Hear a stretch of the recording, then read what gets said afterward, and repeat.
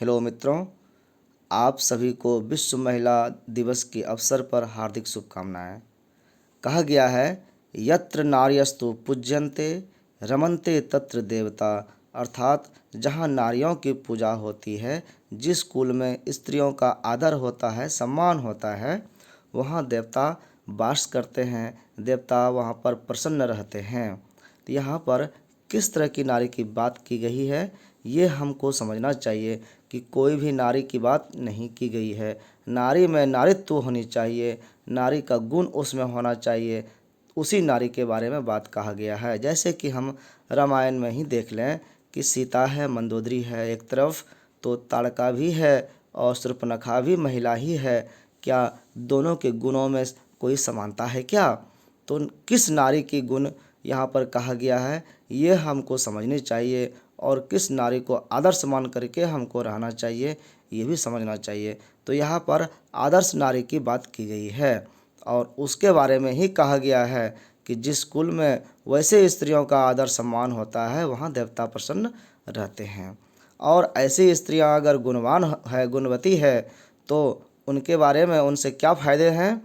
कहा गया कि अगर नारी अपने चरित्र और साधना में दृढ़ हो, चरित्रवान हो, चरित्रवती हो और साधना में यानी अपने कर्म में वो लीन रहने वाली दृढ़ हो तथा उत्साही बन जाए, उत्साही हो, तो अपने माता पिता पति सास ससुर की भी उद्धारक हो सकती है। अर्थात अपने मायका और ससुराल दोनों पक्ष का उद्धार कर सकती है, दोनों पक्ष का कल्याण कर सकती है, दोनों तरफ के किसी भी समस्याओं का समाधान वो कर सकती है अगर नारी गुणवती है, चरित्रवती है। तब ऐसे ही नारियों के लिए कहा गया है कि यत्र नार्यस्तु पूज्यन्ते रमन्ते तत्र देवता, यत्र एतास्तु न पूज्यन्ते सर्वास्त तत्र फलाह क्रिया। अर्थात जो है, जहाँ स्त्रियों की पूजा सम्मान होती है, वहाँ देवता निवास करते हैं, और जहाँ स्त्रियों की पूजा नहीं होती है, अर्थात उनका सम्मान नहीं होता है, वहाँ किए गए समस्त अच्छे कर्म निष्फल हो जाते हैं, अर्थात फलदायी नहीं होते हैं। और इन्हीं के लिए कहा गया है कि जब आप एक आदमी को शिक्षित करते हैं, यानी आदमी का अर्थ यहाँ पर है पुरुष, एक लड़के एक पुरुष को आप शिक्षित करते हैं, तब सिर्फ एक आदमी शिक्षित होता है, तो सिर्फ वही पुरुष शिक्षित हो पाता है। लेकिन जब आप एक स्त्री को शिक्षित करते हैं, तब एक पीढ़ी शिक्षित हो जाती है, एक परिवार के अलावे दो परिवार, समाज तक शिक्षित हो जाता है, उनके बच्चों के भविष्य तक भी सुरक्षित हो जाता है। शिक्षा का व्यापक पैमाना, यहाँ से व्यापक प्रचार प्रसार हो सकता है अगर हम महिला को शिक्षित करते हैं तो।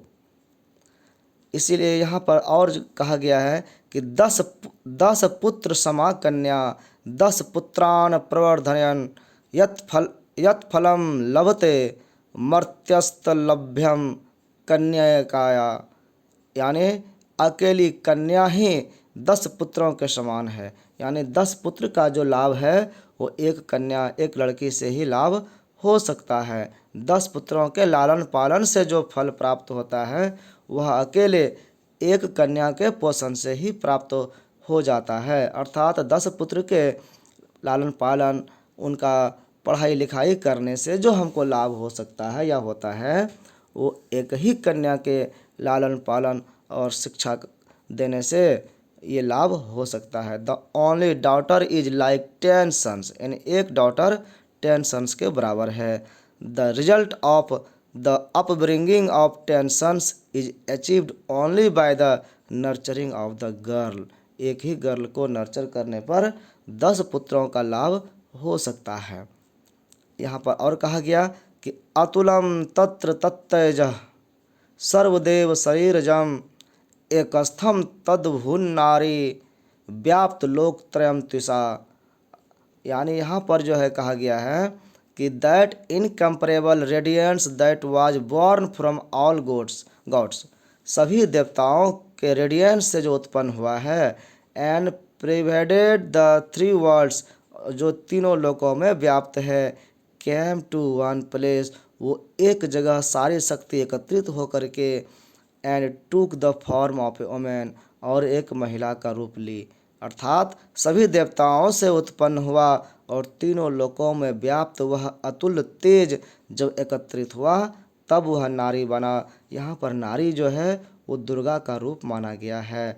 दुर्गा का अवतार, माँ दुर्गा का अवतार ऐसे ही कहा गया है कि सभी देवताओं ने जब अपने अपने शक्ति को एक पुंज के रूप में एकत्रित एक जगह किया तो वहाँ पर माँ दुर्गा का अवतार हुआ था। तो इतनी शक्तिशाली इनको माना गया है। ये विभिन्न रूपों में अवतरित हो सकती हैं, हो जाती हैं। अपने कर्म से ये किसी भी रूप में कई रिश्तों में बंध जाती है। बहुत तरह के कर्म को एक साथ निभाने में सक्षम होती है। अगर ऐसा करती है तो माँ दुर्गा का रूप होती है वो। वैसे नारी का माँ दुर्गा की तरह पूजा सम्मान करनी चाहिए। डॉक्टर भीमराव अंबेडकर भी कहते हैं कि I measure the progress of a community with the degree of progress women have achieved. यानी हम किसी कम्युनिटी का, किसी जाति, किसी समाज का कितना प्रोग्रेस हुआ है इसको हम ऐसे माप सकते हैं कि उस समाज में महिलाओं का कितना प्रोग्रेस हुआ है, कितने महिलाओं ने अपने ज्ञान को पाया है। इस तरह से महिलाओं का सम्मान हम समझें, महिलाओं का उद्धार, महिलाओं के लिए शिक्षा का प्रयास हम सबको करना चाहिए। ये सभी संकल्प के साथ आज जो है विश्व महिला दिवस के अवसर पर हम सभी को ये विचार करना चाहिए कि हम किस समाज में रहते हैं। यहाँ पर अर्धनारीश्वर की कल्पना की गई है। हमारे भारत में अर्धनारीश्वर में आधा नारी आधा पुरुष है, यानी दोनों का महत्व बराबर है, ना कोई कम ना कोई ज़्यादा। एक रथ के दो पहिए की तरह है, यानी दोनों समान है। अर्थात जब दोनों समान है तो दोनों का कर्तव्य भी समान है। दोनों को कर्म प्रधान हो करके एक तरह से अपने परिवार समाज का भरण पोषण करना चाहिए और इसके लिए जरूरी है उचित शिक्षा का ज्ञान प्राप्त हो, तभी हम सार्थक रूप से जीवन यापन कर सकते हैं, सबका भला कर सकते हैं। आप सभी हमारे चैनल पर आए, आप सबका बहुत बहुत धन्यवाद। हमारे चैनल पर पहली बार आए हैं तो चैनल को सब्सक्राइब जरूर करते जाएं और वीडियो अच्छी लगे तो लाइक एंड शेयर जरूर करें। सो आप सबका बहुत बहुत धन्यवाद। नमस्कार।